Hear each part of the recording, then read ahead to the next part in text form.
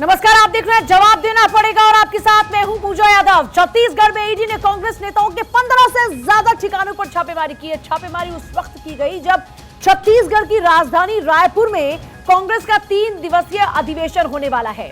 यह अधिवेशन 24 से 26 फरवरी तक चलेगा, लेकिन उससे ठीक पहले ईडी ने छापेमारी कर सियासी सरगर्मी बढ़ा दी है।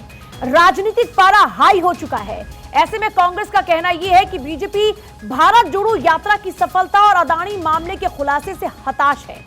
बीजेपी प्रतिशोध की राजनीति कर रही है। मोदी सरकार ने ईडी को विपक्ष के खिलाफ अपना हथियार बना लिया है और कांग्रेस बीजेपी से डरने वाली नहीं है। ऐसे में सवाल ये कि क्या वाकई ये जो छापेमारी चल रही है वो किसी प्रतिशोध का एजेंडा के तहत की जा रही है? ईडी सबूतों के आधार पर कार्रवाई कर रही है या मोदी सरकार के किसी एजेंडा के तहत ये सब कुछ कार्रवाई कर रही है? क्या इस छापा राजनीति से 2024 की जंग जीती जा सकती है? क्या ईडी के निशाने पर सिर्फ विपक्ष के ही नेता हैं? कांग्रेस अधिवेशन से ठीक पहले ईडी की छापेमारी की टाइमिंग को लेकर सवाल खड़े हो रहे हैं। इसी मुद्दे पर हम बड़ी बहस करेंगे जवाब देना पड़ेगा में। देखिए, लगातार आप देख रहे हैं छापेमारी की कार्रवाई चल रही है और कांग्रेस जो है वो तिलमिलाई हुई है। कांग्रेस के तमाम दिग्गजों की ओर से अलग अलग प्रतिक्रियाएं सामने आ रही हैं। तमाम बड़े दिग्गज लगातार भारतीय जनता पार्टी के ऊपर हमला कर रहे हैं और बार बार ये आरोप लगा रहे हैं कि ये मौजूदा सरकार सिर्फ और सिर्फ बदले की भावना से ही राजनीति कर रही है और यही वजह है कि बार बार इस तरीके की छापेमारी की जा रही है। यहां तक कि कांग्रेस ये तक कहती है कि 2004 से लेकर 2014 के बीच में ईडी ने 112 छापे मारे थे, जबकि मोदी सरकार के 8 साल के कार्यकाल में यह संख्या 3010 की हो चुकी है। कांग्रेस पार्टी का आरोप इतना ही नहीं बल्कि यह भी है कि मोदी सरकार के तानाशाही राज में ईडी का नया नाम और नया काम लोकतंत्र को खत्म करना है। कांग्रेस पार्टी के नेता जयराम रमेश और पवन खेड़ा तो ये तक कह देते हैं कि हेमंत बिस्वा शर्मा जो अब असम के सीएम हैं, उनके खिलाफ ईडी और सीबीआई ने जांच की थी। उन पर शारदा चिटफंड घोटाले के आरोप लगे थे। उस वक्त वो कांग्रेस पार्टी में थे। सीबीआई ने उनके घर और कार्यालय पर छापा भी मारा, उनसे पूछताछ की, लेकिन बाद में क्योंकि वो बीजेपी के हो गए तो बीजेपी की वॉशिंग मशीन यानी ईडी में वो धुलकर साफ हो गए।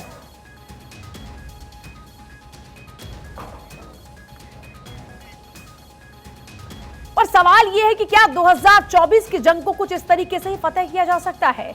जिस ईडी और सीबीआई के बार बार गलत इस्तेमाल के आरोप विपक्षी पार्टियां लगा रही हैं, क्या वाकई ये द्वेष वाली राजनीति है या फिर अभी विपक्षी पार्टियों ने जो बुरे कर्म किए हैं उसका खामियाजा भुगतना पड़ रहा है? जवाब देने के लिए हमारे साथ में कई खास मेहमान इस वक्त हैं। धीरेन्द्र दयाल हमारे साथ हैं, प्रवक्ता बीजेपी। डॉक्टर केबी त्रिपाठी है, प्रवक्ता कांग्रेस। सत्येंद्र सिंह है, पूर्व डिप्टी डायरेक्टर हैं ईडी के। प्रोफेसर भुवन भास्कर जोशी इस वक्त स्टूडियो में मौजूद है, समाजवादी पार्टी से। संजय राणा हमारे साथ में है, राजनीतिक विश्लेषक के तौर पर। और अमित जी हमारे कंसल्टिंग एडिटर भी हमारे साथ में है। सभी का एक बार स्वागत है। चर्चा की शुरुआत करेंगे, लेकिन उससे पहले एक रिपोर्ट आपको दिखाते हैं इस पूरे मामले को लेकर। छत्तीसगढ़ में कांग्रेस के राष्ट्रीय अधिवेशन से ईडी ने कांग्रेस नेताओं के 15 ठिकानों पर छापे मारे। ईडी ने कोयला खनन मामले में छत्तीसगढ़ में कांग्रेस नेताओं के ठिकानों की तलाशी ली। ईडी ने भिलाई में विधायक देवेंद्र यादव, छत्तीसगढ़ प्रदेश कांग्रेस कमेटी के कोषाध्यक्ष रामगोपाल अग्रवाल, छत्तीसगढ़ राज्य भवन और अन्य सन्निर्माण कर्मकार कल्याण बोर्ड के अध्यक्ष सुनील सन्नी अग्रवाल, पार्टी के प्रदेश प्रवक्ता आरपी सिंह समेत कई कांग्रेस नेताओं के 1 दर्जन से ज्यादा ठिकानों पर रेड डाली। दरअसल छत्तीसगढ़ की राजधानी रायपुर में 24 से 26 फरवरी तक कांग्रेस पार्टी का 3 दिवसीय राष्ट्रीय अधिवेशन होना है। इससे पहले ईडी की छापेमारी ने राज्य में सियासी सरगर्मी बढ़ा दी है।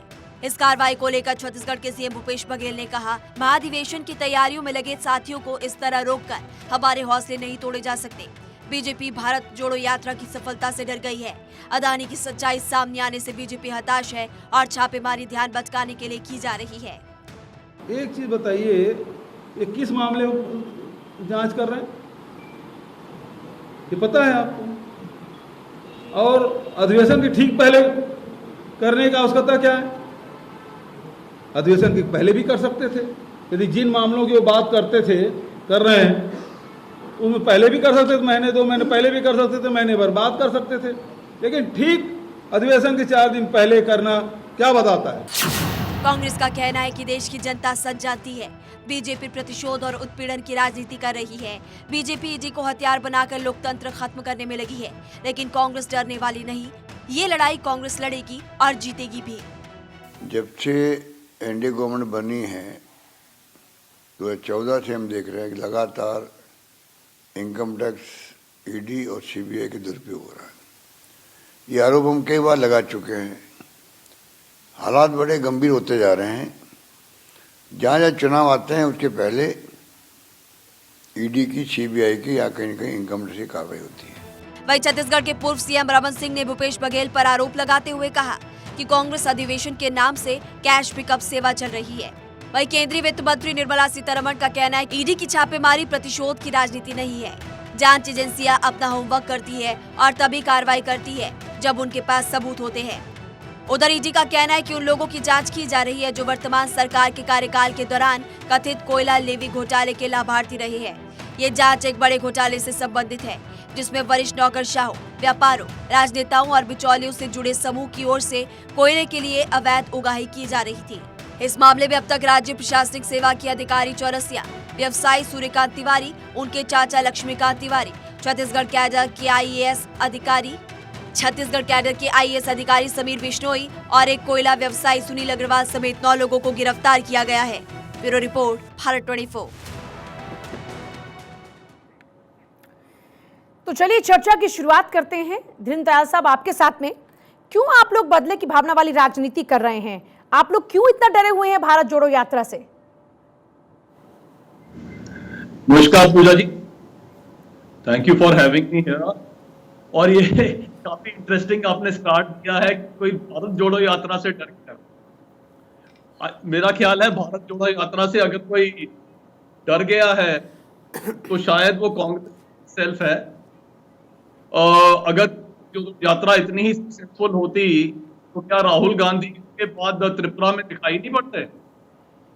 सो भारत जोड़ो यात्रा का सक्सेस ये तो कांग्रेस अपने आप को बताती है कि हमारी यात्रा सक्सेसफुल हो गई, प्लीज मान लो, लेकिन हुआ वहां कुछ भी नहीं। ये तो एक बात है। दूसरी बात जो आपने कही कि क्या ये वेंडेटा है जो बार बार कहा जा रहा है, तो इसमें कोई वेंडेटा का काम नहीं है। निर्मला जी ने बिल्कुल स्पष्ट कर दिया। ओवरनाइट कांग्रेस ने डिसाइड किया कि हमारा अधिवेशन वहां होगा और सडनली वहां पे एक्टिविटी हो गई। ईडी वहां पहुंच गई, केस पुराना चल रहा है, आगे पीछे हुए, भरे गए। ईडी ओवरनाइट एक्ट नहीं कर सकती। रादर इसको इस दृष्टि से देखूंगा मैं, जहां पे वो ये कह रहे हैं कि प्लीज हमारा अधिवेशन है, कुछ देर के लिए हमें मदद दे दीजिए, कुछ देर के लिए बेल दे दीजिए, हमें अपना ये काम कर लेने दीजिए, क्यों पकड़ रहे हैं। लेकिन जनता के साथ में ये इतना बड़ा स्कैम था, 2 से 3 करोड़ रुपया रोज का स्कैम। क्या उस पर एक्टिविटी नहीं होनी चाहिए? क्योंकि किसी का अधिवेशन है इसलिए जनता पे फ्रॉड होता रहना चाहिए? क्या होना चाहिए? ये जनता खुद सोचेगी। तो वो जो एक एक्टिविटी उन्होंने की है, करप्शन की है, जिसमें नीचे से ऊपर तक, एक सिंपल सवाल मैं पूछना चाहता हूं। एक ई परमिट का कॉन्सेप्ट लागू था, हर जगह पे प्रोग्रेस होती है, मैनुअल से हम पे जाते, वहां पे हम वापस गए, ई परमिट को छोड़ के मैनुअल परमिट पे आए। क्या वो बिल्कुल क्लियर एक्टिविटी नहीं है, बिल्कुल क्लियर इंडिकेटर नहीं है कि वहां पे करप्शन करनी? ये कह रहे हैं कि अपनों को लाभ देने के लिए और अपनी जेबें भरने के लिए जो ई परमिट का सिस्टम है उसको चेंज कर दिया जाता है, और फिर ये कह रहे हैं कि हम चोर नहीं है। एब्सोल्युटली। डॉक्टर के बी त्रिपाठी जी, जवाब दीजिएगा। ये कह रहे हैं कि एक तो आप चोरी करते हैं, फिर ऊपर से सीना जोरी करते हैं। पूजा जी, पूरा देश देख रहा है कि कौन क्या कर रहा है। साफ सा प्रश्न भूपेश बघेल जी ने उठाया कि आप इतने दिनों से सत्ता में हैं, आपके जैसे कार्रवाई कर रही हैं, क्या ये इसी तरह चाहता है? क्या ये कार्यवाही आप पहले नहीं कर सकते थे? क्या ठीक से आवाज नहीं आ रही है आपकी, ठीक से आवाज नहीं आ रही है। जरा टीम इसको चेकआउट कर ले एक बार। हमारे साथ में सत्येंद्र सिंह भी हैं। सत्येंद्र सर, सवाल ये है कि ये कह रहे हैं कि साहब 1-2 महीने पहले कर लेते। मुख्यमंत्री साहब कह रहे हैं कि मामला तो पुराना है ना, तो एकदम से अधिवेशन के टाइम पर ही आप क्यों कार्रवाई कर रहे हैं? क्या ऐसा होता है क्या? मामला पुराना है तो देखकर कार्रवाई और छापेमारी की एक्शन वाली तस्वीरें सामने आती हैं क्या? पूजा जी नमस्कार जी। अब वो सही कह रहे हैं कि मामला पुराना है, तो जांच भी तो पहले से चल रही है। ऐसा नहीं है कि जांच अचानक शुरू की गई है। देखिए, मामले की जांच पहले से चल रही है। उस टाइम भी छापेमारी हुई, तब भी कई क्वार्टर्स में सवाल उठा कि इसकी टाइमिंग ठीक नहीं। अब मैं ये कहना चाह रहा हूं आपको कि प्रवर्तन निदेशालय जो भी कार्रवाई करता है या उसके जो अधिकारी कार्रवाई कर रहे हैं वो कानून सम्मत कार्रवाई कर रहे हैं और उनका उद्देश्य जो है, टारगेट है, वो अपने इन्वेस्टिगेशन को लॉजिकल एंड पर ले जाना है। तो सर्चेज कब होंगी, किसी को बयान कब लिए जाएंगे, इसका फैसला बाहरी चीजों को देखकर नहीं किया जाता, जबकि आईओ इन्वेस्टिगेटिंग ऑफिसर के द्वारा उस समय किया जाता है जबकि उसको ये लगता है कि इस समय कार्रवाई करने से मुझे ज्यादा से ज्यादा सबूत, साक्ष्य मिलेंगे। तो मतलब सरकार टाइमिंग ये सरकार के इशारों पर तो ईडी काम नहीं करते है ना। बार बार इतने आरोप लग रहे हैं कि अब तो लोग भी ईडी पर डाउट करने लग जाएंगे। जिस तरीके से विपक्षी पार्टियों ने पूरा मोर्चा खोल दिया है कि साहब ईडी तो सरकार के इशारे पर ही चलती है, तो जरा लोगों को थोड़ा भरोसे में लेने की कोशिश तो कीजिए।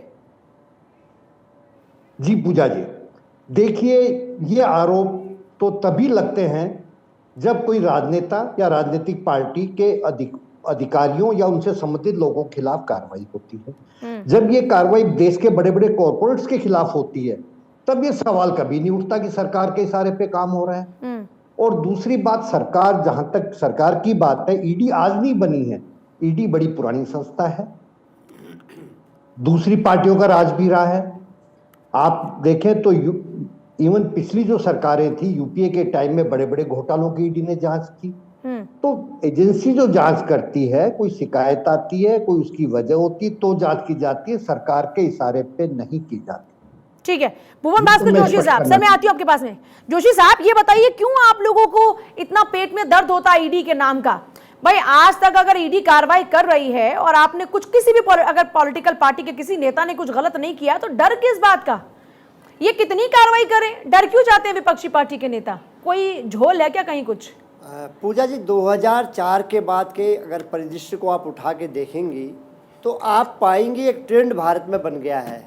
और वो ट्रेंड ये बन गया है कि जब भारतीय जनता पार्टी मुकाबला नहीं कर पाती तो अपने जो साथी हैं, अप्रत्यक्ष रूप से जो इनके साथी हैं दिखाई नहीं देते, वो ईडी, इनकम टैक्स और आईटी के छापे, इनके छापों के रूप में वो देश के उन नेताओं को जो इनके विरोधी हैं उनको उन पे डाल दिए जाते हैं और ये वातावरण देश का बन चुका है। चुनावी राज्यों में तो विशेष तौर पे ये निकल पड़ते हैं भारतीय जनता पार्टी की मदद के लिए कि भारतीय जनता पार्टी की किस प्रकार मदद हो, और ये सारे उन विपक्षी दलों को परेशान करने का, उनकी सरकार को गिराने के तंत्र के रूप में, जैसे महाराष्ट्र में हम लोगों ने देखा, एक परिपाटी सी बन गई है। और निश्चित तौर पर मैं इतना कहना चाहता हूँ कि लोग, हमारे यहाँ तो एक कहावत है, न कर न डर, न गलत करो न डरो। विपक्षी पार्टी के पीछे कितनी ईडी लग जाए, कितनी सीबीआई लग जाए, जब कुछ गलत किया ही नहीं तो किस बात का दबाव, किस बात का डर?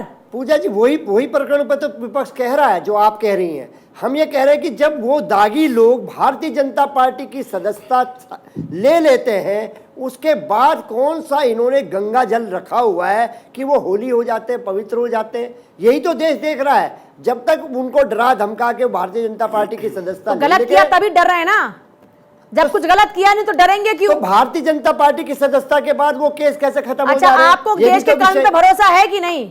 भाई देश के कानून पे भरोसा करते हैं कि नहीं? देश का कानून ऐसे तो नहीं कि आपने कुछ किया नहीं और फालतू में आपको दोषी बना के आपको सलाखों के पीछे डाल देगा। देखिए, हमारे नेता माननीय अखिलेश यादव जी तो केवल लोकतंत्र और संविधान बचाने की लड़ाई उत्तर प्रदेश में लड़ रहे हैं। वो मेरा सवाल ही नहीं, मैं ये पूछ रही हूँ आपसे, कानून पर भरोसा है कि नहीं, या कानून पे भरोसा खत्म हो चुका है कि आपको लगता है कि इतनी अंधेरगर्दी अब है कि साहब सरकार चाहेगी तो किसी को उठा के जेल में डाल देगी?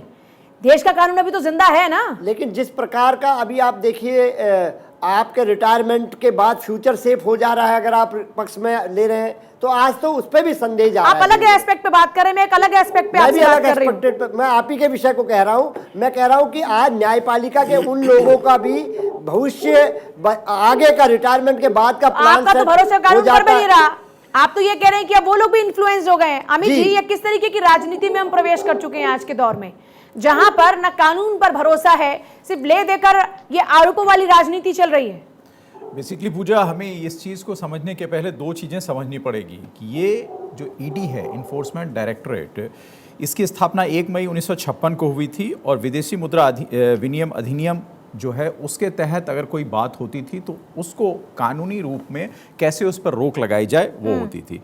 उसके बाद जैसे जैसे सरकारें बदली वैसे वैसे ईडी का रोल बढ़ता गया। और आप देखें इसको कि 2004 के बाद से लगातार ईडी का जो रोल है वो बढ़ा है। और आपने देखा होगा कि बीएसपी सुप्रीमो मायावती ने भी कांग्रेस की यूपीए सरकार पर इस चीज़ के आरोप लगाए थे और खुद समाजवादी पार्टी के सर्वे सर्वा स्वर्गीय मुलायम सिंह यादव ने भी कई बार इस बात को कहा था कि कांग्रेस सीबीआई ईडी का दुरुपयोग करती है। कोर्ट ने भी कहा था कि तोता है सीबीआई। तो मैं उसी पॉइंट पर आना चाहता हूं कि आज जब एक राजनीतिक दल ने एक परिपाटी शुरू की, आपने अपने विपक्ष के दलों को साधने के लिए ईडी का प्रेशर लिया, सीबीआई का प्रेशर लिया और इनकम टैक्स का प्रेशर किया, तो फिर आज उसी की परिणति दूसरे राजनीतिक दलों ने शुरू की है। इनका स्तर विपक्ष के अनुसार व्यापक है और ये एक प्रक्रिया हो गई। अब मैं आपको बताऊं कि पंकज चौधरी जो फाइनेंस मिनिस्टर हैं, एमओएस फाइनेंस हैं, उन्होंने क्या कहा है हाउस में कि 2014 से 22 तक में ईडी के जो छापे हुए हैं वो बहुत ज़्यादा हुए हैं। इसके पहले जब यूपीए की सरकार थी तो उसमें कम पड़े थे, तब सैकड़ों में आंकड़ा था, अब हजारों में अब हजारों में आंकड़ा है।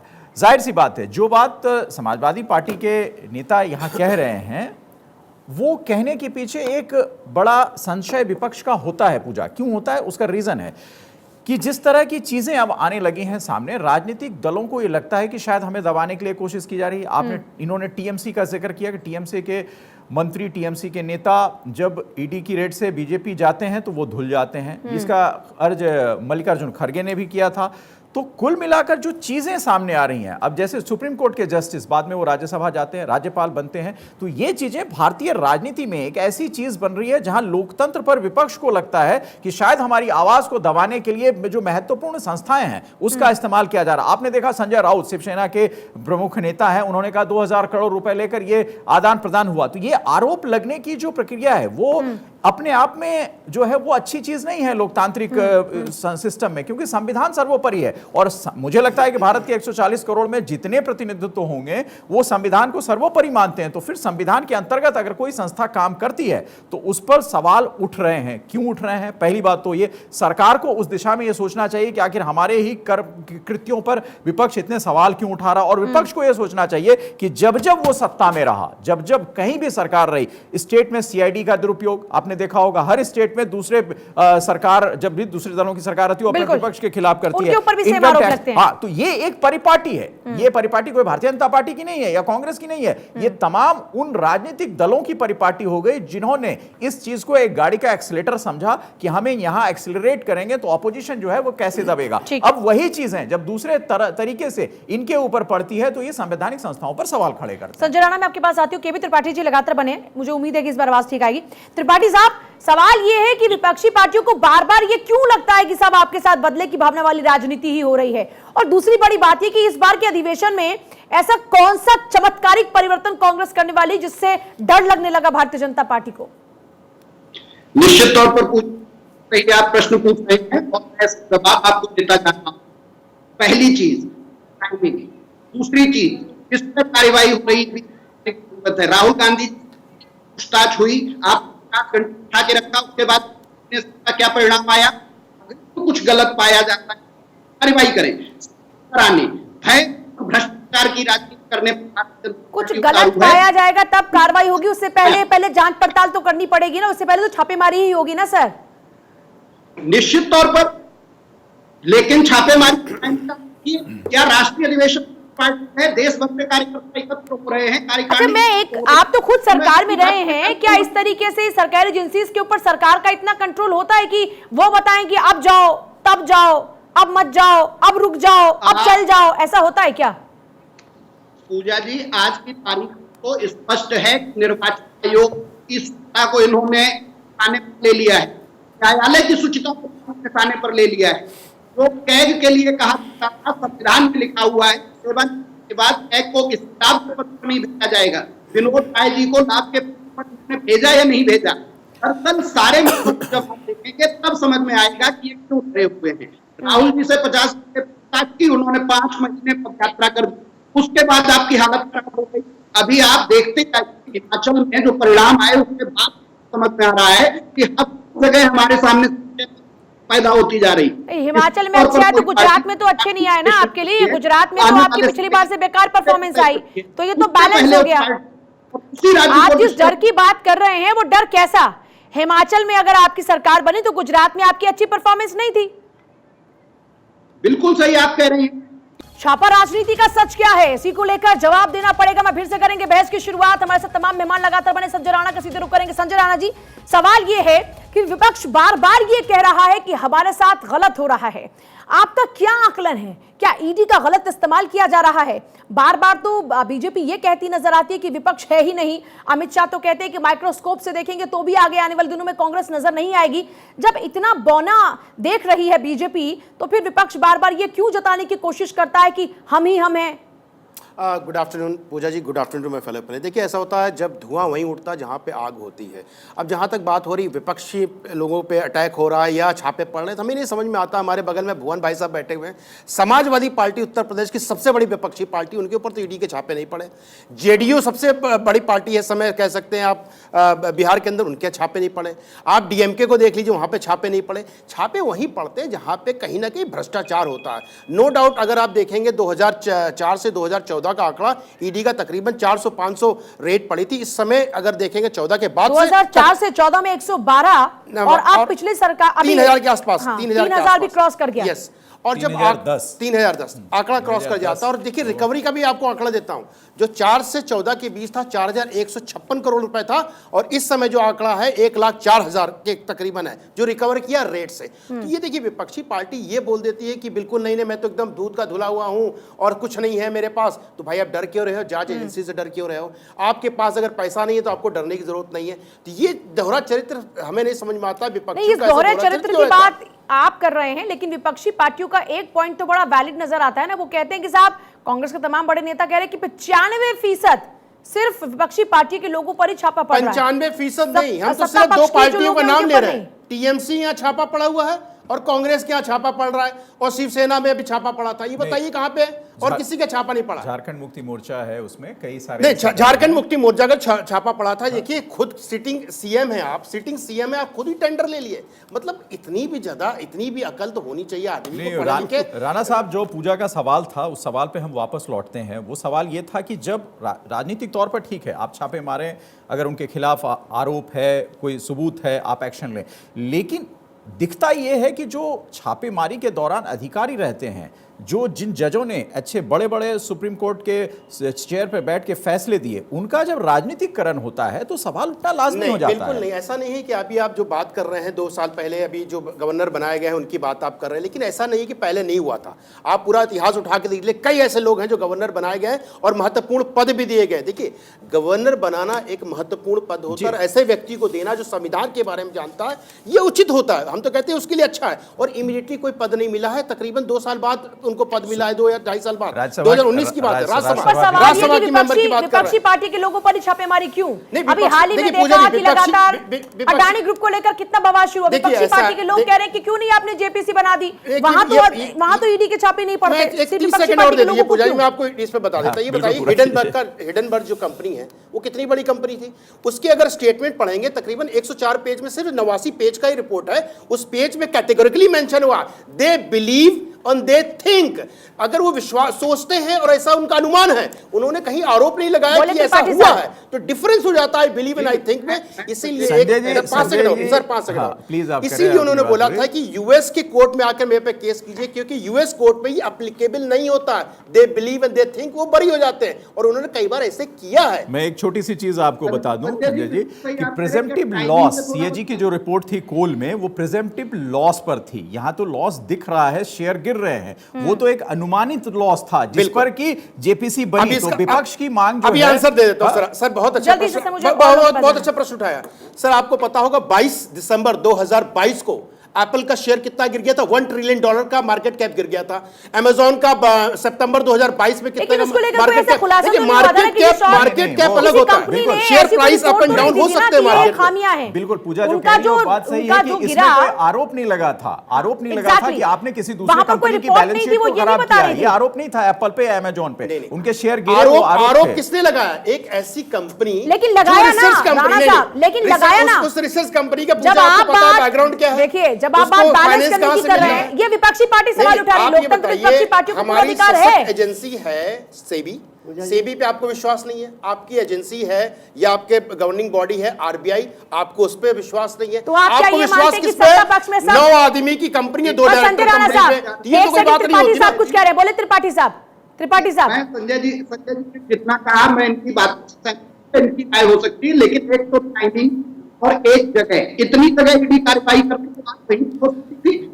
बिल्कुल त्रिपाठी जी बहुत अच्छी बात करी है। आपके मुख्यमंत्री, हिमाचल के मुख्यमंत्री, आप पूरा राहुल गांधी और पूरी कांग्रेस अदानी को गाली दे रही थी, और आपके मुख्यमंत्री का कल ट्वीट देख लीजिए कि अदानी का वो एसीसी का प्लांट चालू कराने वाले हैं। तो आपकी दोहरी नीति हमें समझ नहीं आती है। आप 16,000 करोड़ का प्रोजेक्ट राजस्थान में देते हो और 6,000 करोड़ का प्रोजेक्ट देते हो, उसके बाद आप यहाँ टीवी बैठ पे विरोध करते हो। ये सवाल जो है त्रिपाठी जी, ये सवाल बिल्कुल सही हो जाता है, क्योंकि आपकी राज्य सरकारें भी तो उन्हीं उद्योग घराने की तरफ जाती हैं।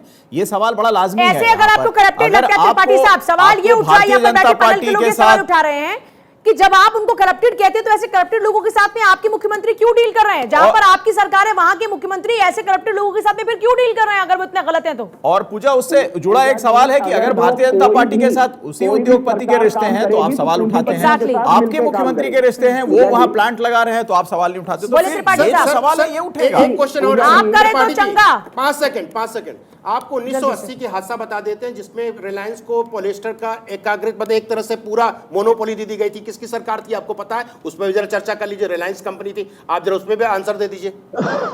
बोले त्रिपाठी साहब। जी पूजा जी, मामला ये है कि कोई भी सरकार पूंजीपतियों के साथ मिलकर काम करेगी, लेकिन पूंजीपतियों को कैसे लाभ दिया जा रहा है और उनसे दूसरे हाथ से कैसे लाभ लिया जा रहा है, पूरी प्रक्रिया की जांच होनी तो चाहिए। वो पूंजीपति आपके साथ क्यों काम कर रहे हैं? पूंजीपति तो जहां पर लाभ होता है वहीं पर काम करते हैं ना। तो आपकी सरकार में लाभ मिल रहा है कि नहीं मिल रहा? पूंजीपतियों के लिए जहां पर लाभ होगा वहीं पर काम करेंगे ना। तो आपका यहाँ पर भी लाभ मिल रहा होगा, तभी आपके साथ काम कर रहे हैं।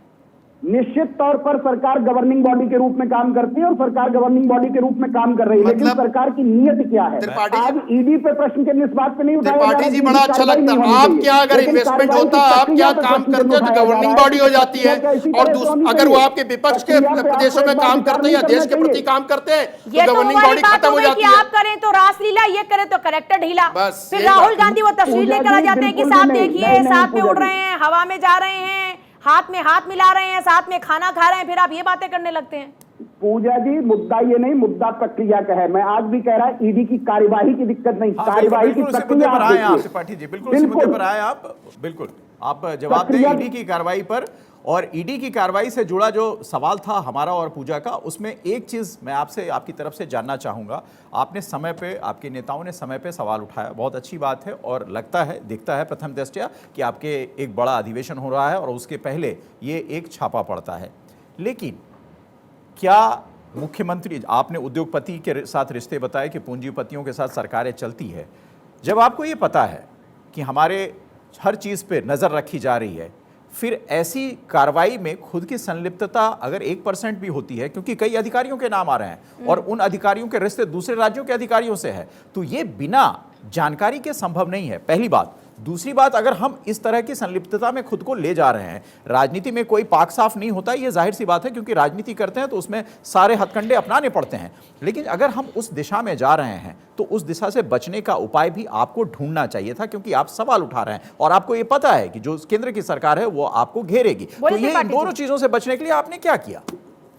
अमित जी, बिल्कुल, जो जांच है वो स्थानीय स्तर पे भी जो राज्य की एजेंसियां वो भी ऐसी जांच करती हैं। कानून अपना काम करता है, संविधान के अनुसार व्यवस्था चलती है। ऐसा नहीं है कि मुख्यमंत्री के संज्ञान में नहीं है और वहां की लोक एजेंसियां नहीं काम कर रही कि कौन संलिप्त है। आपको तो आदत हो जानी चाहिए त्रिपाठी साहब, आपको तो आदत हो जानी चाहिए। एक फिल्म का डायलॉग है कि जो तुम्हारा टॉर्चर है वो मेरा वार्म अप है, तो आपको तो इनका टॉर्चर वार्म अप लगना चाहिए। फिर आपको तो बिफरने की आवश्यकता नहीं, आपको तो होना चाहिए भैया जो करना है कर लो, हमने कुछ गलत किया नहीं, हमको किसी बात का डर नहीं, हमारा तो अधिवेशन है, हम उस पर फोकस करेंगे। आपको जो करना है, जितने छापे लगवाने लगवाओ। तो आप तो इनके टॉर्चर को फिर वार्म अप मान लो ना अपना। इतना लंबा प्रश्न पूछती हूँ तो बात में थोड़ा बोलने का समय दे देगी, मैं अपनी बात रख दूं। बोलिए बोलिए सुन लीजिए। अमित बात बोल रहा था, 20 सेकंड नहीं बोल पाया कि आपने बोलना शुरू किया। थोड़ा टाइम दे मुझे लगता है कि आपको मुझसे कुछ तकलीफ होने लगी है। हर डिबेट में आपने आके मेरे ऊपर छीटाकशी करनी होती है। मैं आपको मुद्दे पे लाने की कोशिश करती हूँ, आपने गोल गोल घुमाना होता है। अब बोलिए, अब आपको टाइम दे रही हूँ, बोलिए। पिछले 10 मिनट से मैं आप ही के पास हूँ, मैं पिछले 10 मिनट से सिर्फ आप ही के पास हूँ, बोलिए। पूरी करें। अमित जी की जो बात हो रही थी, निश्चित तौर पर उस पर कार्यवाही चल रही है। राज्य की एजेंसियां भी काम कर रही, केंद्र की केंद्र की एजेंसी की कार्यवाही पर हमें कोई प्रश्न नहीं। हम फिर कह रहे हैं पूरी कांग्रेस पार्टी की, लेकिन जब अधिवेशन हो रहा है, अधिवेशन जहां पर हो रहा है, क्या इस समय कार्यवाही हो सकती थी? आप कह रही हैं, पूजा जी ने भी कहा कार्यवाही होने के आप गलत, तो आपको डर किस बात का? जो लोग जिनके यहाँ छापे पड़ रहे हैं, वहां पे केंद्रीय पैरामिलिट्री फोर्स लगाए जाते हैं, उन लोगों को निकलने नहीं दिया जाता है। वही लोग अधिवेशन की तैयारियों में लगे हुए हैं। जो पार्टी का कोषाध्यक्ष है, जो सारे इंतजाम देख रहा है, आप उसके यहाँ छापा 3 दिन पहले मारते हैं, आप वहां के प्रवक्ता के घर पे छापा मारते हैं। आप यही कार्यवाही 10 दिन बाद नहीं कर सकते थे? क्या एजेंसियों के पास और कोई काम नहीं बचा था? अब आप कह रहे गलत नहीं, हम ठीक बिल्कुल गलत नहीं, लेकिन गवाही देने के लिए, सफाई देने के लिए हमें आपके सामने तो बैठना पड़ेगा, और जब सामने बैठना पड़ेगा तो इतने बड़े अधिवेशन की तैयारी कहां से होगी? दरअसल अधिवेशन को खराब करने की कोशिश है। ये कतई कोई भ्रष्टाचार के खिलाफ जांच नहीं है। राहुल जी के खिलाफ भी जो भ्रष्टाचार की जांच हुई थी, आज तक उसका क्या परिणाम है? 5 महीने 6 महीने हो रहे, 50 घंटे पूछताछ हुई, इस सरकार ने आज तक क्या बताया? क्या जानकारी? आप ये कह रहे हैं कि आपके अधिवेशन से आने वाले तूफान के कारण ये बीजेपी के लोग पहले से ही वहीं पर ही उसे रोकने की कोशिश कर रहे हैं कि तूफान आए ही ना। आप जो आंधी तूफान लाने वाले हैं अपनी मेहनत से, वो आए ही ना। तूफान शब्द आप यूज कर रहे हैं, हम तूफान शब्द यूज नहीं कर रहे हैं। हम सुनामी और तूफान वाले लोग नहीं, अपना काम करते हैं। लेकिन निश्चित तौर पर बीजेपी तूफान, अरे आप बदलाव की बात कर रहे हैं तो मैं उसी तूफानी बदलाव की बात कर रही हूँ। आप मेरी बातों को हमेशा गलत, मैं तो आपके लिए अच्छी बात कर रही हूँ, आप लेकिन मेरी बातों को हमेशा गलत ही लेकर जाते हैं। मैं बोल रही हूँ कि आपको कुछ तो है दिक्कत मुझसे। तायल साहब जवाब दीजिए। तायल साहब क्यों डर जाते हैं आप? भाई आप इनके कोषाध्यक्ष को बिठा लेते हैं, आप इनके मुख्य लोगों पर ही टारगेट कर रहे हैं। ऐसा क्या डर आपको कि अधिवेशन नहीं होने देना चाहते आप? एजेंसी तो बाद में भी जाकर छापा मार सकती थी। जो पूजा जी माइक्रो लेवल पे हो रहा है, वही मैक्रो लेवल पे हो रहा है। आपने उनकी तारीफ की कि जी तूफान आने वाला है, उन्होंने कहा आप कह रहे हो, मैं नहीं कह रहा। तो वो मिस इंटरप्रेट करना कांग्रेस के डीएनए में है।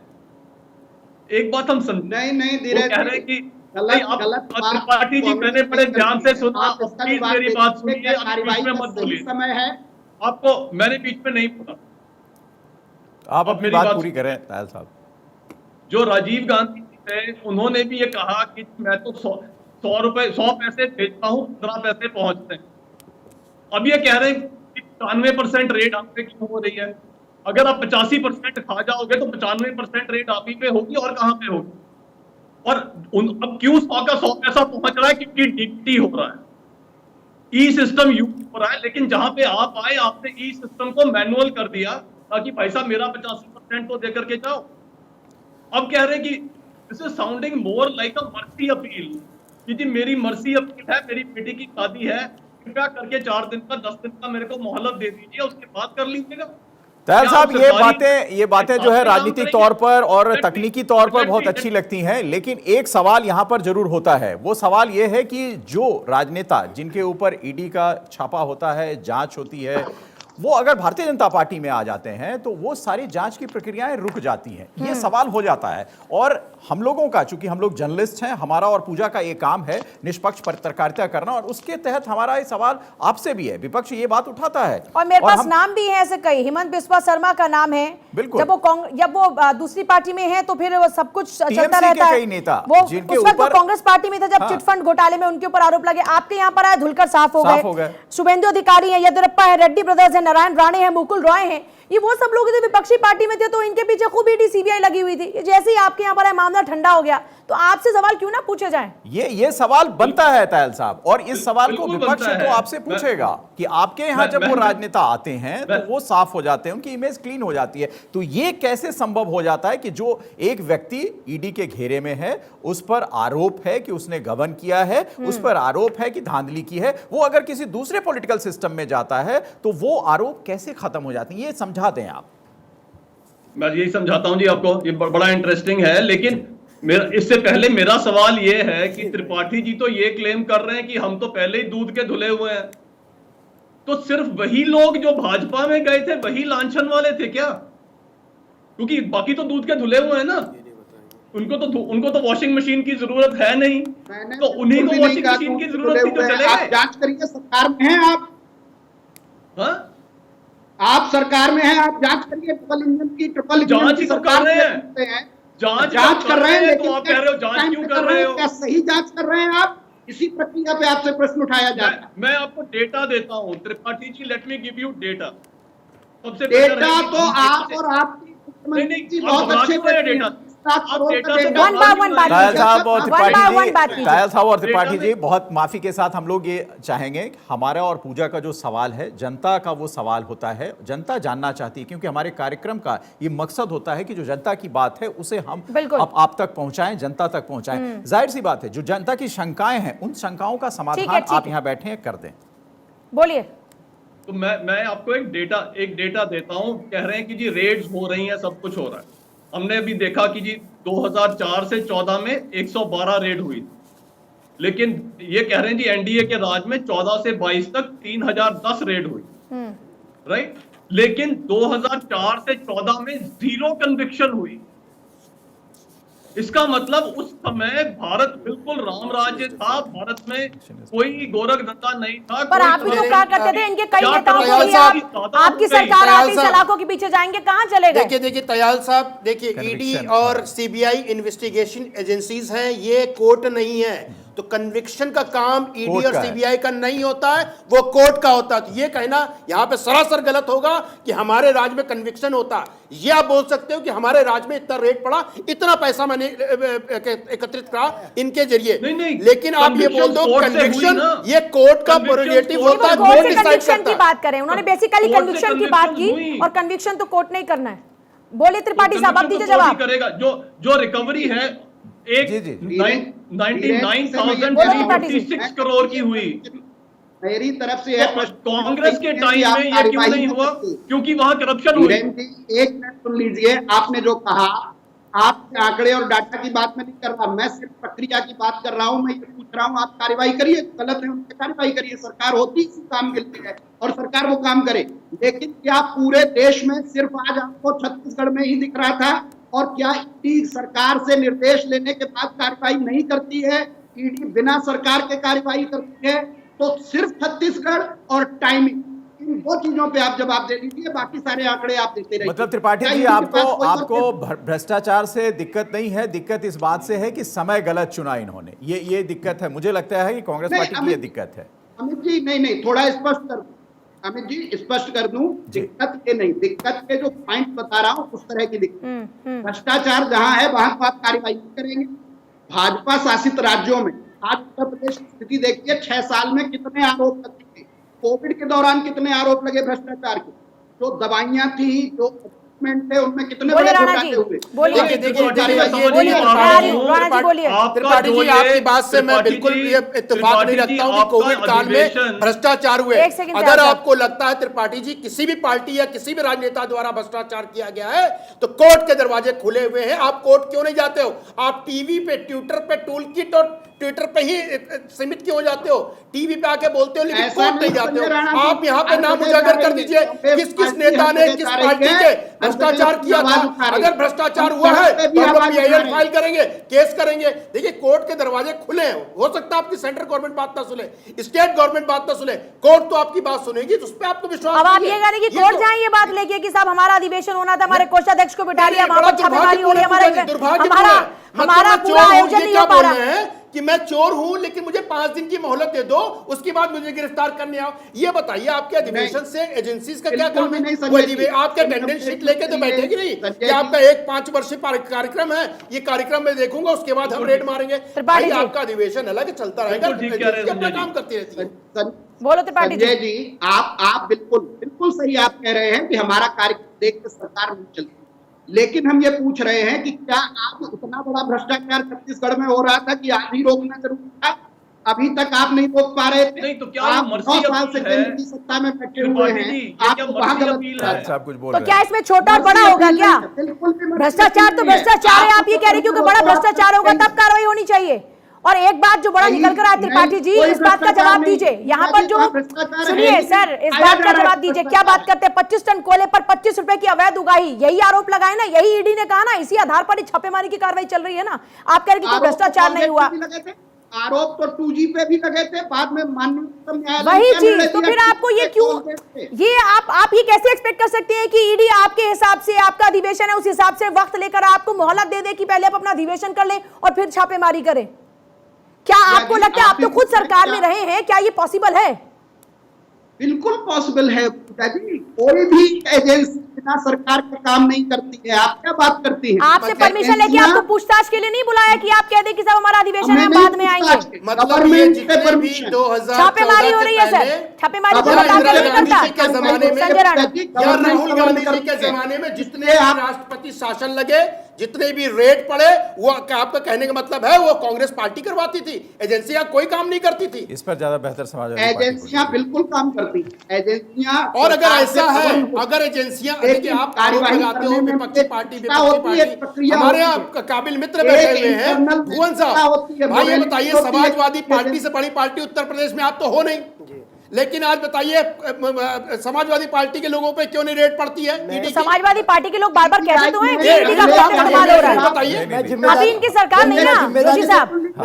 समाजवादी पार्टी के प्रवक्ता अखिलेश यादव साहब बोलिए।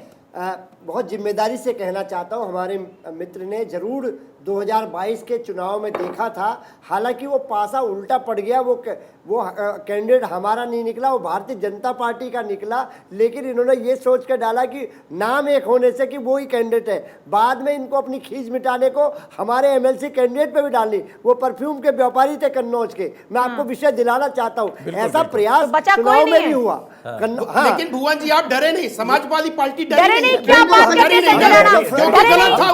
खुलकर इन्होंने खूब जबरदस्त तरीके से बीजेपी की घेराबंदी, हमारे नेता यही तो हो रहा है ना। एक मिनट के समय हमारे नेता माननीय अखिलेश यादव जी फ्रंट फुट पर आए और उन्होंने कहा कि अगर हमारा नेता है तो आप हमारे नेता को करिए, लेकिन उनको बाद में अपनी खींच मिटाने को जो टीम थी उनको हमारे एमएलसी कैंडिडेट के यहाँ भी उन्होंने रेट डाली। निश्चित तौर पे ये रेटें तो चल रही हैं, सर ने हमारे कहा, लेकिन ये चुनाव के टाइम की बात है, चुनाव को प्रभावित करने के लिए। आपको ये लगता है कि आपकी कमर तोड़ने के लिए, मतलब अगर कमर तोड़ने, अगर पॉलिटिकल पार्टी की कमर तोड़ने की बात की जा रही है, मतलब फंडिंग की बात की जा रही है जी, चुनाव क्या उन लोगों से आपको फंडिंग आती है क्या? इस बात को भी जरा जनता को बताइए। पूजा जी, चुनाव को प्रभावित करने के लिए कि समाजवादी पार्टी में ऐसे लोग हैं, ये दिखाने के लिए वो रेड का आयोजन किया गया, ये प्रदेश ने देखा है, मैं नहीं कह रहा, वो परफ्यूम के व्यापारी थे, पूरे देश में। पर इतना सब करने के बाद हो क्या रहा है? आपने इतना जोर शोर से चिल्लाया, ये जोर शोर से चिल्ला रहे हैं, कांग्रेस चिल्ला रही है, आपने भी चिल्लाया, लेकिन ले देकर तो बीजेपी आए जा रही है, इसका क्या जवाब है? आप लोग इतना चीख रहे हैं, आप कभी कहते हैं चौकीदार चोर है, बीजेपी आ जाती है। हाँ बोलिए त्रिपाठी साहब, आप तो सबसे पहले कहते हैं चौकीदार चोर है और फिर उसी चौकीदार को जनता फिर चौकीदार बनाती है। जवाब देना चाहता हूँ पूजा जी, मैं एक सेकंड में एक जवाब देना चाहता हूँ। एक टाइम जल्दी से बोलिए। एक टाइम में हमारे कांग्रेस के मित्र के थे, वो कहते थे India is Indira, Indira is India, लेकिन जब देश ने तय कर दिया उनको जाना पड़ा। ये तय है, जो आया है वो जाएगा, मोदी जी आए तो मोदी जी जाएंगे, लिख लीजिए। जनता जब जाने देगी तभी तो जाएंगे, हर चीज की एक्सपायरी है। चलिए मेरे पास वक्त नहीं, माफी चाहूंगी जिनको कम वक्त मिला हो। बहुत शुक्रिया सभी का चर्चा में शामिल होने के लिए। कुल मिलाकर देखें तो यहाँ पर आरोप प्रत्यारोप का दौर चल रहा है, लेकिन एक हकीकत तो यह है कि जनता ने ही फैसला करना है, जनता ही सर्वोपरि है, और जब जनता ने तय करना है तो फिर इतनी भीड़ क्यों लगी है? नमस्कार।